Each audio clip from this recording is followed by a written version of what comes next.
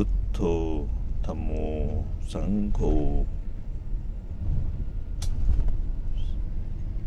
สัพพทานังธรรมทานังชินาติ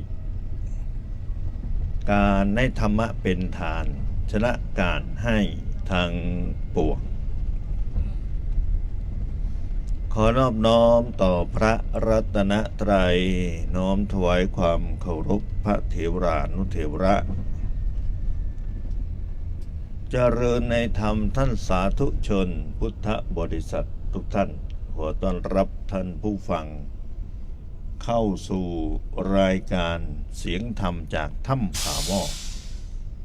ดำเนินรายการโดยกระผมอัตมภาพพระครูจริยสารธรรมเจ้าอาวาสวัดป่าจริยธรรมผู้อำนวยการสถานีวิทยุกระจายเสียงพระพุทธศาสนาแห่งชาติจังหวัดเลย FM 96.50 เมกะเฮิรตซ์ทำการผลิตรายการส่งกระจายเสียงอยู่ณอาคารมูลนิธิพุทธธรรมถ้ำผาหม้อในวัดป่าจริยธรรมพร้อมกันนี้ยังได้เชื่อมโยงเครือข่ายภายในระบบอินเทอร์เน็ต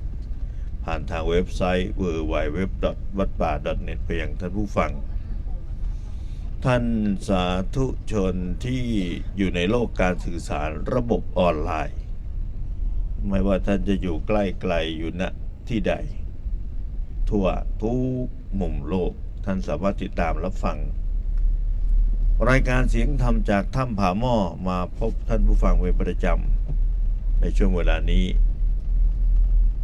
ที่คลื่นบุญสถานีวิทยุเผยแผ่ธรรมหลายคลื่นความถี่กราบขอบพระคุณผู้อำนวยการสถานีวิทยุทุกแห่งทุกคลื่นที่ร่วมรับสัญญาณถ่ายทอดขออนุโมทนาคฤหัสถ์ญาติโยมผู้เป็นเจ้าของสถานีที่ร่วมถ่ายทอดสัญญาณไม่ว่าจะเป็นวิทยุบริการสาธารณะวิทยุชุมชนวิทยุภาคธุรกิจที่บริหารจัดการโดยคฤหัสถ์ญาติโยมผู้มีศรัทธาในพระพุทธศาสนาร่วมรับสัญญาณออกอากาศในขณะนี้เจริญสุขสวัสดีพี่น้องศรัทธาสาธุชนทุกถิ่นที่ติดตามรับฟังรับชมทางสื่อออนไลน์ตอนนี้ก็ถ่ายทอดในระบบออนไลน์ใน Facebook นะอาจจะภาพอาจจะไม่ชัดเจนเรามาพบกันวันนี้ตรงกับวันจันทร์ที่23กุมภาพันธ์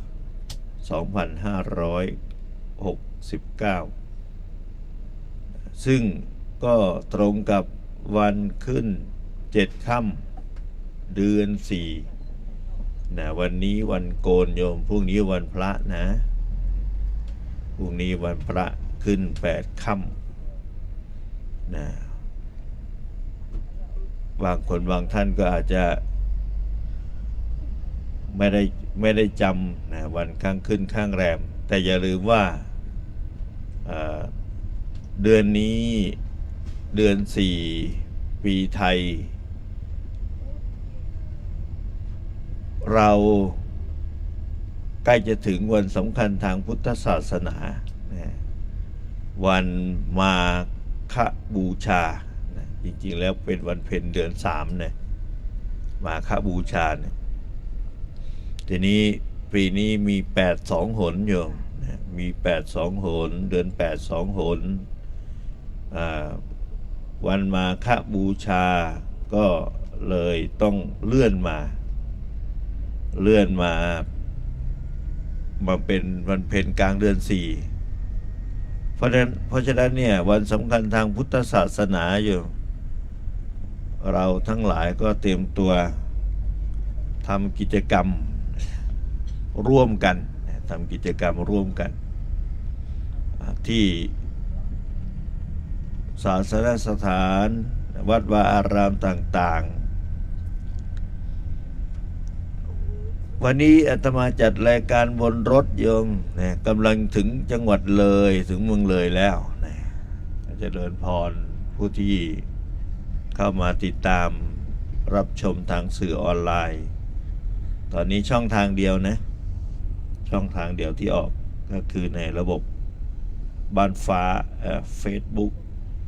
Official Fanpage วัดป่าจริยธรรมโยมอย่าลืมกดไลฟ์กดแชร์กันไปกับกำลังทยอยส่งเพื่อนสมาชิก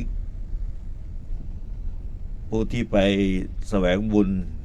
ร่วมกันที่ไปร่วมกิจกรรมวอเตอร์ธรรมสมาธิเซ็นเตอร์กลับมายังไม่ถึงวัดเลยโยมตอนนี้นะเรียกว่าใช้ที่นอนบนรถกันนะโยมญาติธรรมที่มาด้วยบอกว่าวันนี้พอรถจอดก็เตรียมตัวเข้าสวนเลยใช่ไหมยายตัดอ้อยบ่ไม่ช่วงนี้ไม่มีกรีดยางนะมีแต่ตัดอ้อยใช่ไหมก็บางคนบางท่านก็บอกว่าเตรียมตัวเข้าสวนเลยเราพักผ่อนบนรถบัสเป็นที่เรียบร้อยแล้วตลอดทางสายทางก็ขออนุโมทนาบุญกับทุกท่านที่ไปร่วมกิจกรรมบุญนะมอเตอร์ธรรมสมาธิเซ็นเตอร์ครอบครัวเขาก็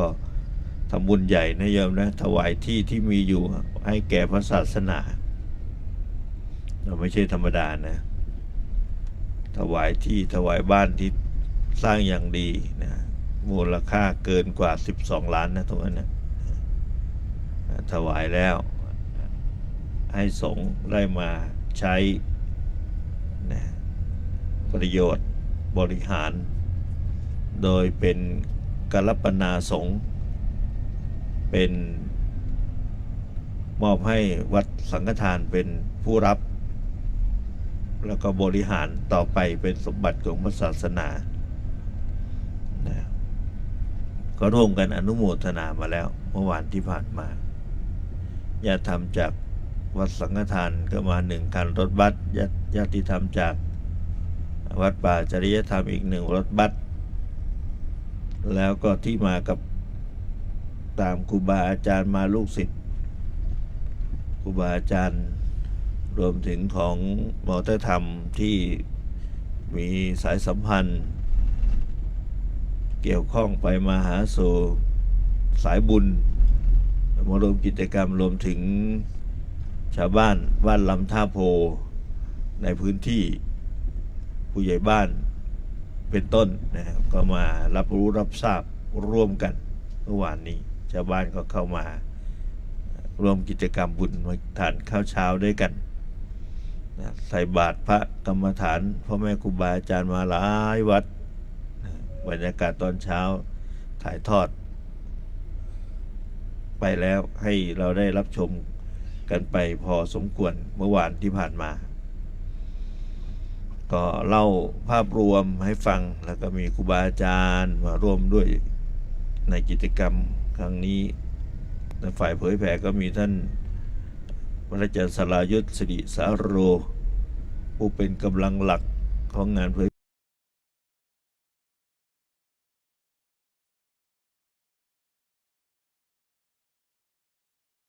มาเทศแล้วช้ากลับไปเพื่อรับกิจนิมนต์ไว้ที่อำเภออู่ทองสุพรรณบุรีแล้วก็รีบเดินทางมาทันเวลาฉันภัตตาหารเช้าพอดีจากนั้นก็ร่วมกิจกรรมทอดพระป่าสมทบเพิ่มซื้อที่ดินขยายพื้นที่เพื่อทำสถานที่ปฏิบัติธรรมแห่งนี้ให้กว้างขวางเป็นสัดส่วนขึ้นอันนี้ก็ขออนุโมทนาต่อกิจกรรมทุกกิจกรรมโยมแล้วก็เอาบุญมาฝากรายการชาวรายการเสียงธรรมจากถ้ำผาหม้อเพราะว่าเมื่อวานนี้อาตมานำเทปที่บรรยายตอนตี 2มาออกอากาศ ในช่วงรายการ แล้วก็วันนี้เป็นรายการสดที่จัดบนรถโยมบนรถพร้อมทั้งเพื่อนสมาชิกชาววัดป่าจริยธรรมที่เดินทางไปร่วมบุญยังอยู่ในรถ แล้วก็ทยอยลงกันไปบางท่านแล้วนะหลายจุดก็มีลงที่อำเภอหนองหิน1 ชุดนะลงที่อำเภอวังสะพุงนะแล้วก็ลงที่อำเภอเมืองเนี่ยเพิ่งส่งตอนนี้รถกำลังวิ่งมุ่งหน้าเข้าสู่อำเภอนาด้วงโยมนะวิ่งมุ่งเข้าสู่อำเภอนาด้วงก็นำข่าวบุญนะมาบอกพี่น้องศรัทธาสาธุชนแล้วก็ได้ร่วมอนุโมทนากับทางมอเตอร์ธรรมสมาธิเซ็นเตอร์และคณะชาววัดป่าจริยธรรมที่เดินทางไปร่วมกิจกรรมดังกล่าวกำลังกลับเคหสถานบ้านช่องเรือนชานอันนี้ก็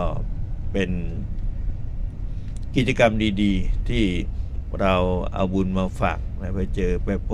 อครูบาอาจารย์โยมก่อน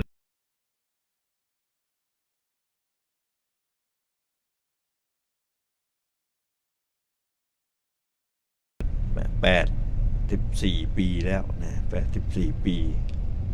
ซึ่งเป็นโยมแม่ของโยมนบซึ่งก่อนที่เรามีกิจกรรมในคราวก่อนครั้งแล้วแม้จะอยู่ที่บ้านพักก็เดินไปที่ศาลาปฏิบัติอาคารปฏิบัติศาลาปฏิบัติ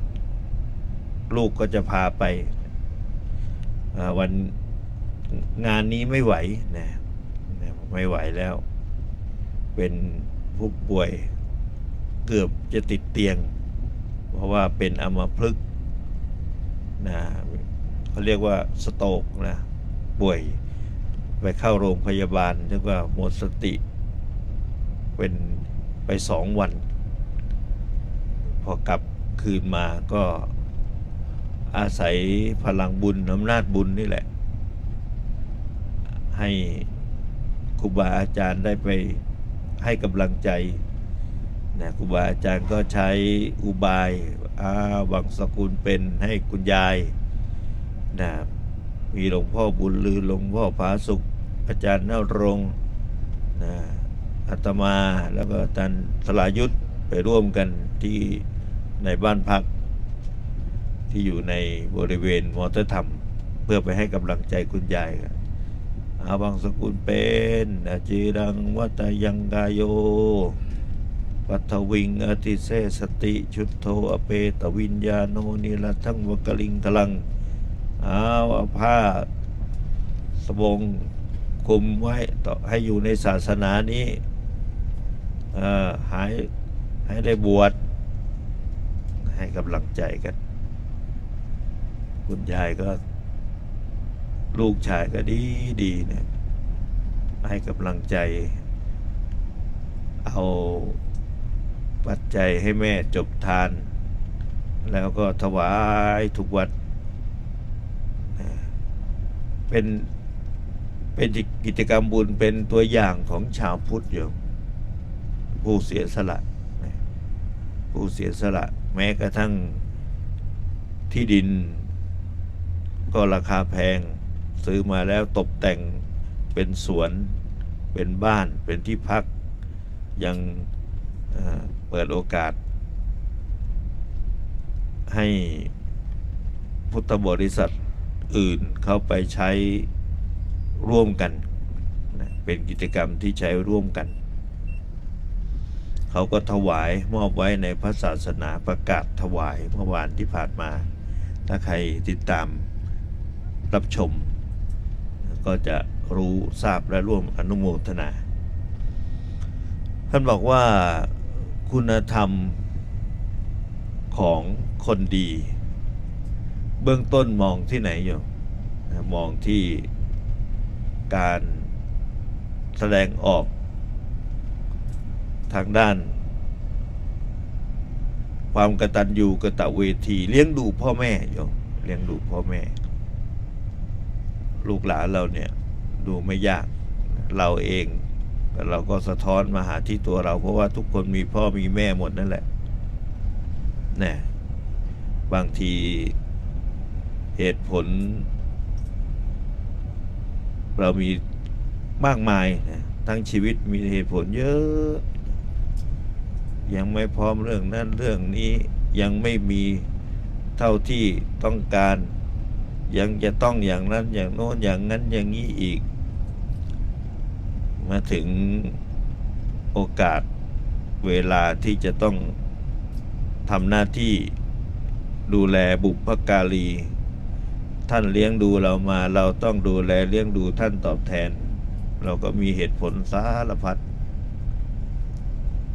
ก็เลยทำให้ละเลยไปนะละเลยเรื่องการดูแลเนี่ยอาตมาก็เช็คทุกคนนั่งในรถมานี่ก็ดีเจอใครอาตมาก็จะถามอยู่ครอบครัวเป็นยังไงลูกเป็นยังไงกิจการกันเป็นยังไงเขาดูแลดีไหมนะบางคนก็โอ้ยังไม่มาดูแลเลยเขาก็ว่ายากเนี่ยยากเขาบางคนก็โอ้เพื่อก็ให้อยู่ให้กินน้ำอยู่ได้เงินทองค่าแรงมาก็หยิบยื่นใส่ให้พ่อให้แม่ได้ใช้ได้กินด้วยอยู่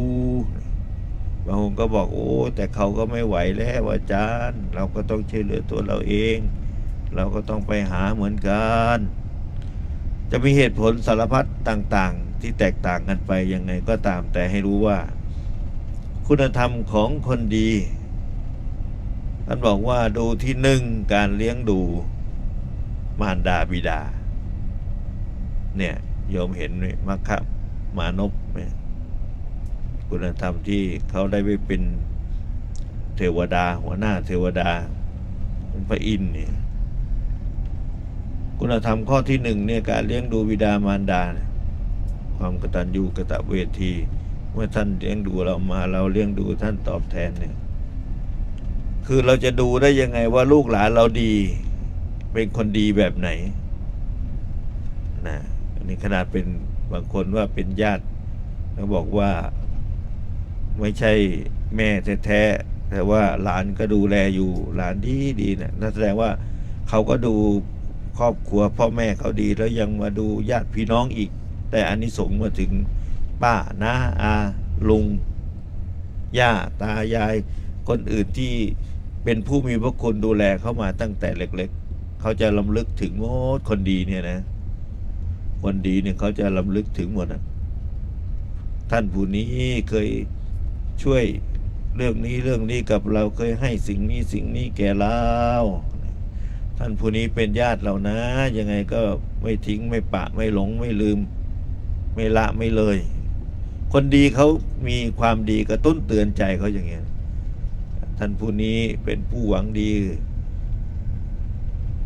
เคยแนะนำสิ่งที่ดีงามห้ามปรามให้เราทำความชั่วแนะนำให้เราทำความดีเขาก็รำลึกถึงคุณงามความดีที่เราเคยทำร่วมกันมาโดยที่เราไม่ต้องไปอ้างบุญคุณให้เขามาตอบแทนบุญคุณแต่อย่างใดเพราะว่าคนดีเนี่ยเขามีความดีกระตุ้นเตือนใจของเขาว่าเขาจะต้องทำหน้าที่แล้วต่างๆเหล่านี้ท่านผู้นี้เคยเป็นเพื่อนเนี่ยอย่างพวกเรามาด้วยกันเนี่ยเคยช่วยเหลือเคยเดินทางไปด้วยกันเคยร่วมกิจกรรมบุญเขาได้อะไรมาเขาเคยแบ่งปันเรื่องนั้นเรื่องนี้ให้เรานี่ระลึกถึงคุณงามความดีของกันและกันยามมีเราแบ่งปันกันยามเรามีแบ่งปันให้ผู้อื่นยามเขามีเขาก็แบ่งปันให้เราอย่างนี้นะคนดีนี่ดูกันแบบนั้นประการที่สองท่านบอกว่าอ่อนน้อมถ่อมตนอ่อนน้อมต่อผู้ใหญ่ ในตระกูลโยมสังเกตดูลูกหลานหรือว่าตัวเราเองก็ตามถ้าเราเป็นคนแข็งกระด้างดูถูกดูหมิ่นดูแคลนญาติพี่น้องนะเอาความมีความรวยความจนไปเปรียบเทียบให้ความรังเกียจญาติพี่น้องเอาผลประโยชน์ไปเปรียบไปเทียบไปเบียดบังถ้าฉันไม่ได้ผลประโยชน์อย่างนั้นอย่างนั้นฉันก็ไม่ดีด้วยอย่างนี้อย่างนี้อันเนี้ยถ้าเป็นคนแข็งกระด้างไม่อ่อนน้อมต่อตระกูลก็คุณสมบัติของความเป็นคนดียังมีน้อยทั้งที่เกิดเป็นมนุษย์ได้พบพระพุทธศาสนาแล้วนะได้เห็นได้ฟังได้ยินคำสอนในศาสนามามากมายเห็นคนทำความดีต่อหน้าต่อตาเยอะแยะเขามีความกตัญญูดูแลพ่อแม่ญาติพี่น้องความดีเหล่านั้นไม่กระตุ้นเตือนใจของคนเหล่านี้ที่เขาไม่พร้อมที่จะเป็นคนดีเนี่ยโยมแล้วก็ความดียังไม่ดีพอเนี่ยนะเขาก็จะปล่อยปละละเลยเฉยเมยทำเฉยไม่รู้ไม่ชี้ไม่สนใจใยดีไม่เอาใจใส่โยมจะดูลูกหลานดีโยมต้องดูพฤติกรรมเขาเป็นคนอ่อนน้อมถามไถ่ช่วยเหลือไปมาหาสู่เคารพญาติในตระกูลคนไหนจะเป็นยังไงเขาไม่สนใจคนนี้เขาจะดูแลเขาจะเข้ามาถามไถ่ไม่เปรียบเทียบตัวเองกับคนอื่นเขาเลิกดูแลญาติพี่น้องเขาไม่สนใจเลยตัวใครตัวมันแต่สำหรับคนดีทนไม่ได้โยมทนไม่ได้ให้ความสำคัญถามไถ่ถามว่าอยู่เป็นยังไงลุงเอ้ยป้าเอ้ยน้าเอ้ยมีอะไรได้อะไรมากินก็แบ่งปันมาให้เนี่ยอันนี้คนดีนะโยมมีความเคารพพูดจาไม่จาบจ้วงล่วงเกินให้เกียรติให้ความเคารพพ่อแม่ปู่ย่าตายายผู้ที่เกิดมาก่อนซึ่งเป็นญาติของตนรวมไปถึงในชุมชนในหมู่บ้านผู้หลักผู้ใหญ่ผู้ที่เกิดมาก่อนควรแก่การเคารพซึ่งกันและกันคนดีนี่เขาจะมีความการพูดการแสดงออกของเขาเป็นคนไม่เอาแต่ใจกระโชกโหกห้างพูดมีสัมมาคารวะพูดจาอ่อนหวานอ่อนน้อมรู้จักเจรจาไม่ตัดรอนไม่ใช้วาจากระทบกระทั่งจิตใจผู้อื่นถ้าคนดีน้อยก็จะเป็นคนกระโชกโหกห้างอันนี้ยังไม่ใช่ว่าดียังไม่ใช่ว่าไม่มีดีนะดีน้อยอยู่รู้จักเจรจาอันไหนควรพูดไม่ควรพูดอย่างไรเวลาพูดก็มีความอ่อนหวานประสานมิตรประการที่สี่คำพูดไม่ส่อเสียดคนดีนี่มองที่ดูได้ว่าจะไม่มีพูดกระทบกระทั่งผู้อื่นคำพูดส่อเสียดเป็นคำพูดที่กระทบกระทั่งคนอื่นเขาเปรียบเทียบแดกดันอันนั้นยังไม่ดีพอคนดีนี่จะต้องเป็นพูดงดเว้นเป็นผู้ที่งดเว้นจากการพูดส่อเสียดนำความข้างนี้ไปพูดใส่ข้างโน้นนำความข้างโน้นมาพูดใส่ข้างนี้เขาเรียกว่าพูดส่อเสียดยกเอาบุคคลที่สามที่ไม่ได้มาอยู่ในวงเจรจาไปซื้อสถานที่ดินแล้วก็สร้างบ้านไว้ตอนขัดได้ไหมแม่ก็ไม่ขัดหลานก็ไม่ขัดลูกก็ไม่ขัดกันสร้างเป็นสถานที่ปฏิบัติธรรมเลยถวายให้กับพ่อแม่ครูบาอาจารย์ได้มาใช้สอยนิมนต์พระมาทำบุญอยู่เป็นประจำ ส่วนตัวเองก็ไหว้พระสวดมนต์ทำกิจกรรมชวนหมู่ชวนคณะมานั่งสมาธินิมนต์พระมาเทศน์มาตักบาตรทำบุญสุดท้ายแล้วมูลค่าทั้งหมดที่สร้างบ้านไปพร้อมที่ดินต่างๆก็ยกให้ศาสนาอันนี้เป็นความดีเมื่อเราพูดถึงเขาเรายกย่องและอนุโมทนาอันนี้เป็นคุณธรรมของคนดีคุณธรรมของคนดีเห็นผู้อื่นทำความดีเราก็ชื่นชมอนุโมทนาสำหรับลูกหลานคนใกล้ชิดเราถ้าจะมองถ้าจะส่องเขาเอาธรรมะในหัวข้อนี้แหละไปสอดส่องไปดูไปสอดส่องได้เลยว่าเขาจะเป็นคนที่ให้เกียรติคนอื่นยกย่องไม่นินทาว่าร้ายไม่พูดกระแทกแดกดันกระทบกระทั่งคนอื่นเขาพูดว่าจะอ่อนหวานอ่อนน้อมแล้วก็ข้อที่5นี้คือเป็นผู้ที่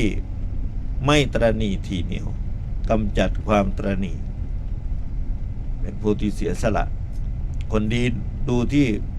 มีน้ำใจเอื้อเฟื้ออยู่ดูไม่ยากคนดีมีน้ำใจเอื้อเฟื้อเผื่อแผ่แบ่งปันมีอะไรกับแบ่งปันให้คนอื่นเห็นเขาตกทุกข์ได้ยากลำบากช่วยเหลืออย่าว่าแต่คนเลยสัตว์เล็กสัตว์น้อยช่วยหมดอยู่เป็นผู้มีน้ำใจดีไม่มีความตระหนี่ทีเหนียวจุนเจือเอื้อเฟื้อเพื่อแผ่แบ่งปันเสียสละมีวาจาสัตย์มีความจริงในข้อที่6นี่นั้นบอกว่าอย่างเมื่อวานนี้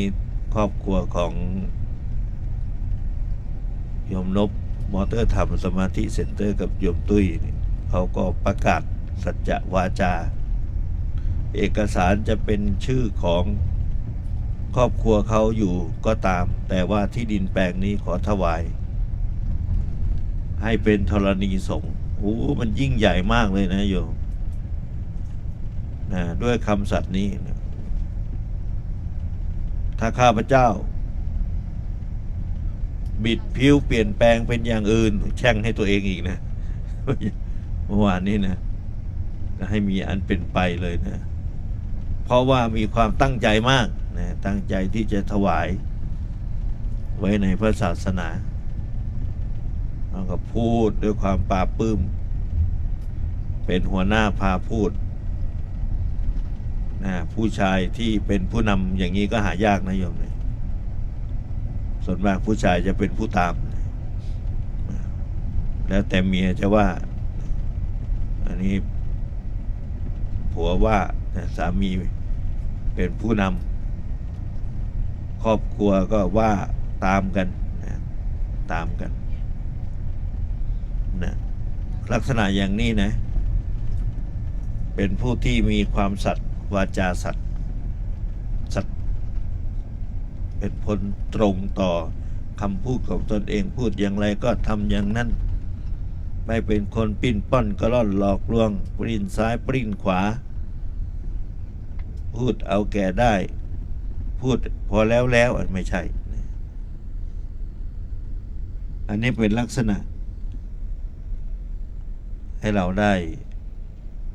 รู้ได้ทราบตอนนี้ถึงท่าสวัสดิ์แล้วนะไอ้ท่าสะอาดพูดผิดอีกแล้วย้ายบรรทัดสะอาดลงได้แล้วนะบรรทัดสะอาดแล้วอันเนี้ยให้เราดูเป็นแว่นส่องธรรมนะแล้วก็ประการสุดท้ายประการที่7ท่านบอกว่าข่มความโกรธเป็นคนไม่ขึงเครียดเกลียดชังโกรธเคืองความโกรธเกิดขึ้นข่มได้อดทนได้ควบคุมได้ไม่พร้อมไม่เป็นผู้ที่พร้อมบวกโยมเราต้องฝึกหัดเป็นคน ลดความโกรธความผูกโกรธลงมาถ้าเราบอกว่าพร้อมที่จะบวกได้ตลอดเวลานะนี่เป็นผู้ที่มีโทสะเป็นเจ้าเรือนโทสะเป็นเจ้าเรือนนี่ก็ไม่ยอมใครนะไม่ยอมอะไรทั้งนั้นเรื่องของกูนี่มีกูมาเลยนะอย่ามายุ่งกับกูไม่ยอมใครอยู่แล้ว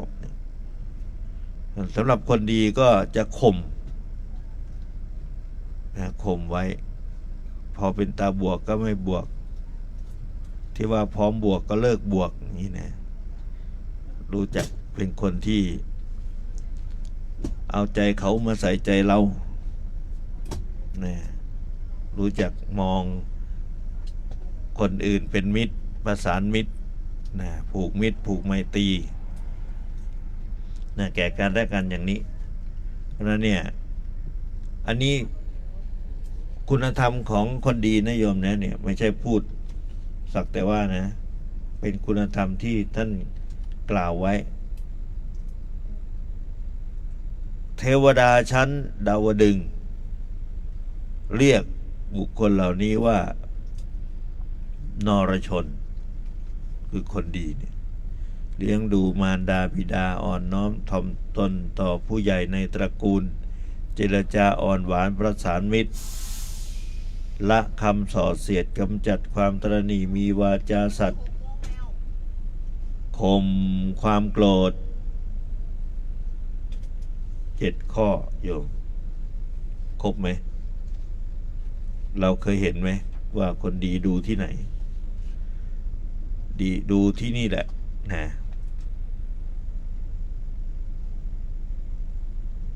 จากนั้นก็เราจะเห็นคุณภาพของชีวิตด้วยการมีสตินะตั้งสติไว้เมื่อรู้แล้วว่าทิศทางเหมือนคนไถไร่นั่นแหละโยมคนไถไร่ไถไร่เนาะเขาก็ดูเขาจะจับทางไหนเขาจะเอารถหรือว่าเอารถไถเอาจะวัวควายจะบังคับให้วัวควายไถไร่ไถนาไปทางไหนเขาก็ต้องมองก่อนมองทิศทางก่อนว่าเราจะจับงานจากตรงนี้ไปตรงนั้นนะแล้วค่อยวนกลับไปตรงนี้มันต้องรู้ทิศทางของการเดินการทำงานการใช้ชีวิตแล้วก็มุ่งหน้าความเพียรมุ่งหน้าไปยังทำอยู่ยังมุ่งมั่นอยู่ยังตั้งมั่นอยู่มีสติแล้วก็มีสมาธิแล้วก็เข้าใจรู้จักเหตุรู้จักผลรู้จักตนรู้จักประมาณรู้จักการเวลาบุคคลชุมชนเข้าได้หมดแล้วก็ไม่ทุกข์ใจตนเองก็มีความสุขผู้อื่นเมื่ออยู่กับเราก็มีความสุขอันนี้เป็นคุณธรรมของคนดีโยมคุณธรรมของคนดีนะก้มหน้าก้มตาพูดไม่ได้มองจอเลยโยมมีผู้ที่คอมเมนต์เข้ามาหลายคนหลายท่านนะแตงโมจันอุทะสุภลักษณ์ปัญญาวันมองลอดแว่นก็ยังมองเงียนๆอยู่นี่นะจงรักโสพลเข้ามาติดตามรับชมอย่าลืมแชร์นะโยมแชร์ดิเดี๋ยวจะนำรายการออกทางวิทยุอยู่ในขณะที่เดินทางวันนี้ก็มีญาติธรรมร่วมทำบุญเป็นเจ้าภาพกองบุญที่จะจัดงานบุญสถานีวันที่9วันที่10ในวันที่9และวันที่10มีนาคมพอดีวันนี้อาตมานับแล้ว68เนี่ยรายชื่อมีผู้ที่จองแล้วก็จะนำปัจจัยมาร่วมในวันงานเพื่ พื่อที่จะมาร่วมบุญนะเดินทางมาด้วยกันนี้ก็มาเพิ่มอีกหลายกองอยู่ขออนุโมทนา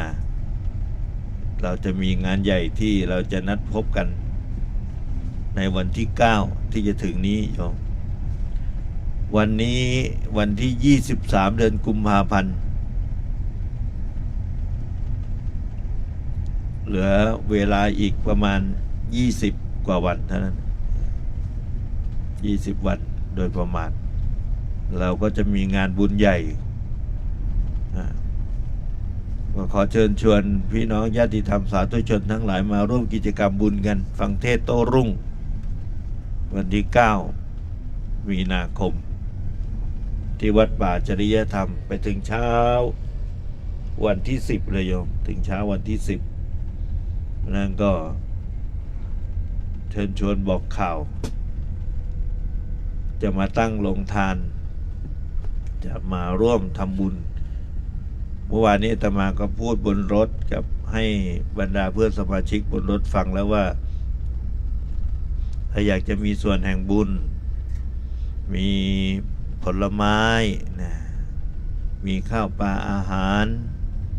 นะเป็นข้าวหม้อแกงหม้อก็มาร่วมกันโยมมีอาหารจะทำสิ่งใดเราทำได้จะเป็นสักอย่างหนึ่งเอามาร่วมในกองบุญนี้ถวายภัตตาหารพระเนนที่ท่านมาร่วมกิจกรรมตั้งแต่วันที่9นะถึงเช้าวันที่10นี่ทำบุญเลี้ยงพระนะฉันภัตตาหารนะทำบุญเลี้ยงพระก็ใครจะนำภัตตาหารมาเลี้ยงดูมาร่วมกันตั้งโต๊ะถวายเพลพระนะโต๊ะนะเป็นโต๊ะจีนโยมแต่ว่าอาหารนะให้เป็นอาหารพวกเรานี่แหละนะข้าวหม้อแกงหม้อมาร่วมกันถ้าอยากจะมีส่วนแห่งการทำบุญนี้ก็มาถวายภัตตาหารร่วมกันนะมีกิจกรรมบุญหลายอย่างเลยนะเช้าก็ขบวนแห่มหาปรริญญาพระเนนที่สอบผ่านวาลีนักธรรมสายๆมาก็ประชุมคณะกรรมการมูลนิธิมีการเสวนาบรรยายธรรมกันตั้งแต่บ่ายนะแล้วก็ตอนเย็นก็มีการเจริญพุทธมนต์โดยคณะสงฆ์หมู่ใหญ่มาเป็นเจ้าภาพร่วมกันในโยมนะเดี๋ยวจะเปิดโอกาสให้ได้ถวายซองพระภิกษุสามเณรถวายปัจจัยใครจะเอาผลไม้มาร่วมทำกระเช้าถวายแต่ละวัดเป็นของฝากก็ได้นะมีมะขามหวานเป็นต้นช่วงนี้มะขามหวานออกใช่ไหมมีอะไรผลไม้ถ้าใครมีก็เอามาร่วมกันได้นะใครมีผลไม้มีของก็เอาของมาโยมจะพูดแต่เรื่องเงินอย่างเดียวนะ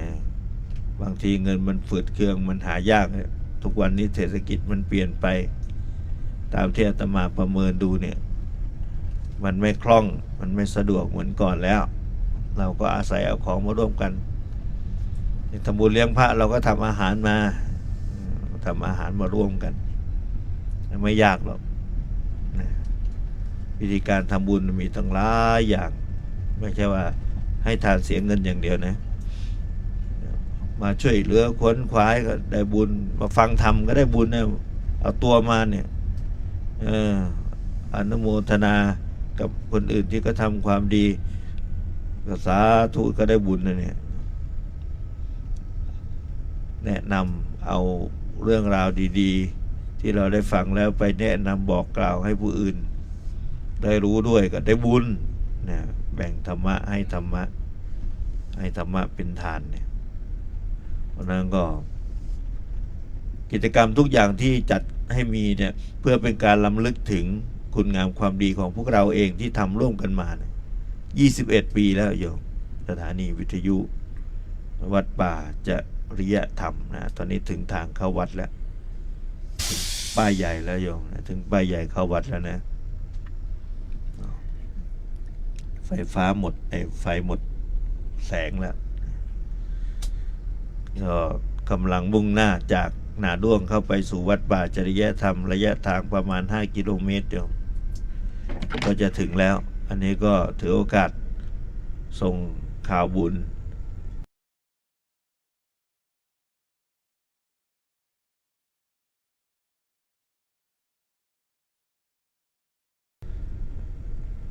จะได้น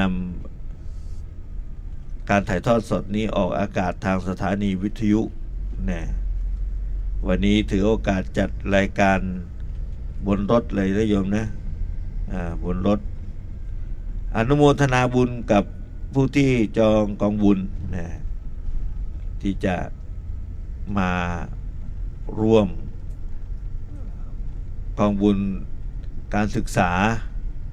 ส่งเสริมการศึกษาบาลีนักธรรมแล้วก็กิจกรรมทำบุญสถานีวิทยุที่ตั้งไว้กองบุญละ 1,000 บาทนะยายสว่างตันทอง1 กองพ่อเทวาเพชรลือชา1 กองคุณยายเทียมศรีเจริญ1 กองยายหนิงวันทิศชัย1 กองนางสุภาพพันลูกเท้า1 กองนางยนต์ศรีหาบุตร1 กองแม่สุทัศน์ประหลัดกอง1 กองคุณตาเคียงคุณตาพงษ์พนตเกิดโพคา1 กองแม่ชีศรีดาพรหมศรีลาผมน้อย1 กองแม่รถแม่แต้ว1 กองแม่รถศรีสินกับแม่แต้วสานนท์สมบูรณ์นะแม่ทองอ่อนเวียงอิน1 กองแม่เหลาแถวอุทุม1 กองแม่จีพิมพ์ทิพย์พงศรี1 กองแม่พักมาตาภาพ1 กองนางติดตราเดอร์บีนี่อยู่ต่างประเทศนะ1 กองยายจิตสานนท์สมบูรณ์1 กองยายอัมพรนาใคร2 กองตาหนูสนสมบัติ2 กองยายหนูจีนสนสมบัติ2 กองแล้วก็นางเตรียม1 กองเดี๋ยวนางเตรียม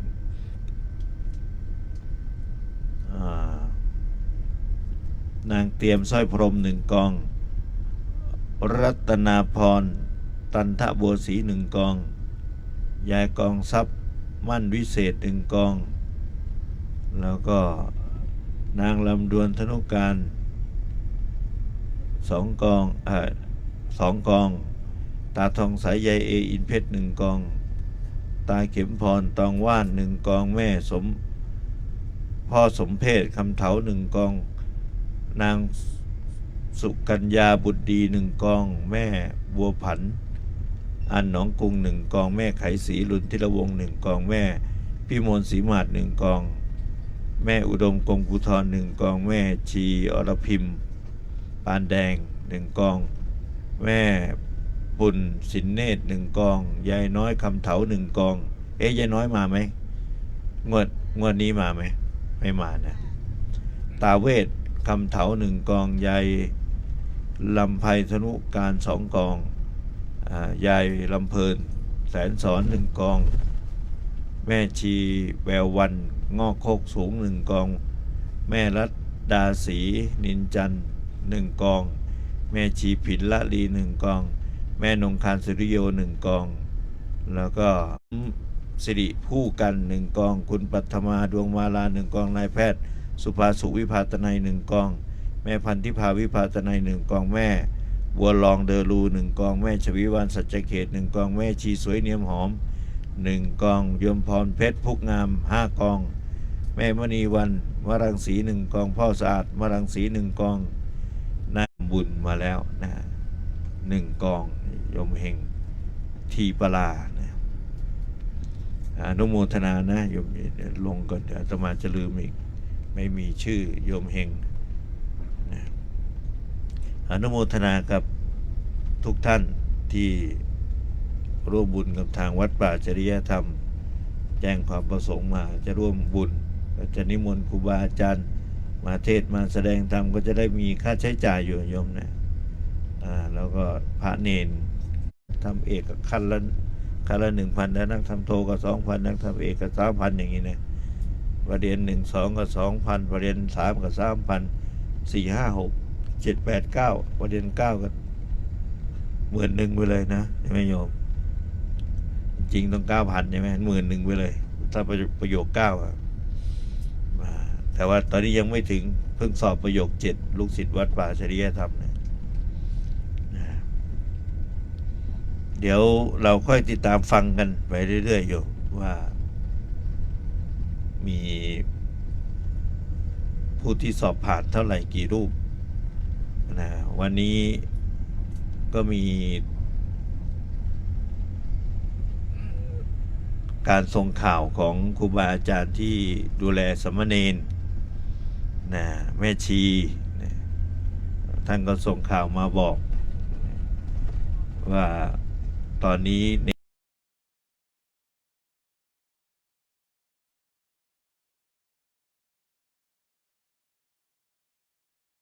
จะไปส่งไม่ต้องมารับเดี๋ยวจะมาส่งเองแล้วก็บางรูปก็ป่วยโยมเนนภูมิบ้านภูบ่อบิดตอนนี้ป่วยเป็นลำไส้อุดตันอักเสบต้องเข้าผ่าตัดนะลูกหลานชาวภูบ่อบิดนะเพราะอยู่ภูบ่อบิดแม่อยู่ที่บ้านโพนสว่างตอนนี้ลูกผ่าตัดกำลังจะติดต่อให้พ่อแม่ได้รับรู้รับทราบครูบาอาจารย์ท่านก็ดูแลเป็นอย่างดีตอนนี้ถึงมือหมอแล้วนะโรงพยาบาลอุดรนะแล้วก็แม่ชีอ้วนนี่ไปอบรมเรียนพระไตรเดินปัสสาวะกระเพาะปัสสาวะเนี่ยก็เจ็บป่วยก็ดูแลกันเจ็บป่วยก็ดูแลกันอันนี้ก็เป็นที่พูดเนี่ยเผื่อว่าญาติพี่น้องได้ยินก็จะได้รู้ว่าญาติของตนเป็นอย่างไรบ้างนะไม่ใช่ท่านไม่เห็นพูดยังไงเลยถึงขนาดขั้นเจ็บป่วยผ่าตัดก็ไม่เห็นเล่าให้ฟังไม่เห็นบอกอะไรเลยนะพูดให้ฟังว่าใครเป็นอะไรยังไงอยู่ด้วยกันเราเป็นญาติธรรมใกล้จะถึงวัดแล้วโยมเนี่ยอาตมาก็จะได้ลานะลาญาติโยมไปก่อนทักทายกับพี่น้องทางระบบออนไลน์นะที่เข้ามามีคอมเมนต์เข้ามาทักทายในระบบออนไลน์แล้วก็ส่งข่าวอย่างที่บอกแหละวันที่9วันที่10มาร่วมฟังธรรมด้วยกันนะมาเป็นเจ้าภาพงานหรือมาร่วมเป็นส่วนหนึ่งในงานนะโยมเราก็จะเห็นว่าโยมที่ฟังวิทยุอยู่เนี่ยเป็นญาติธรรมของวัดป่าจริยธรรมเนี่ยตอนนี้เข้าวัดแล้วว่ายังมีความผูกพันเคารพเลื่อมใสอยู่กับการทำกิจกรรมของวัดป่าจริยธรรมเนี่ยมีสถานีวิทยุที่ทำให้เรารู้จักกันมา21ปีเนี่ยโยมยังเหมือนเดิมยังมีความรักยังมีความผูกพันห่วงใยกันเหมือนเดิมไหมก็จะแสดงออกได้ก็ตอนทำบุญสถานีนี่แหละโยมแล้วก็วันที่10ก็ขอเชิญชวนมาร่วมใส่บาตรทำบุญถวายเพลด้วยกันเป็นวันคล้ายวันเกิดของอาตมาก็มาร่วมบุญกันได้อนุโมทนาบุญว่าณโอกาสนี้นะตอนนี้มีคนจองเพิ่มเติมอีก3 กองนะกองเดียวเหรอ3 คน1 กอง3 คน1 กองแม่สากลพลอะไรนะพลล่าแม่พิมลปราบมนตรีแม่ปานตะวันคำสุข1 กองสาธุวันนี้ล่ำลาไปก่อนเด้อ